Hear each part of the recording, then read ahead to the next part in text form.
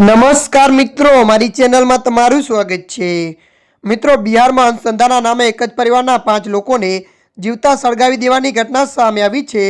લોકોએ પીડિત પરિવાર પર ડાકણ હોવાનો આરોપ લગાવીને માર માર્યો હતો। અંધશ્રદ્ધાને કારણે એક જ પરિવારના 5 લોકોને પહેલા માર મારવામાં આવ્યો હતો, પછી પીડિતોને જીવતા સળગાવી દેવાની ક્રૂરતાપૂર્વકની ઘટના સામે આવી છે।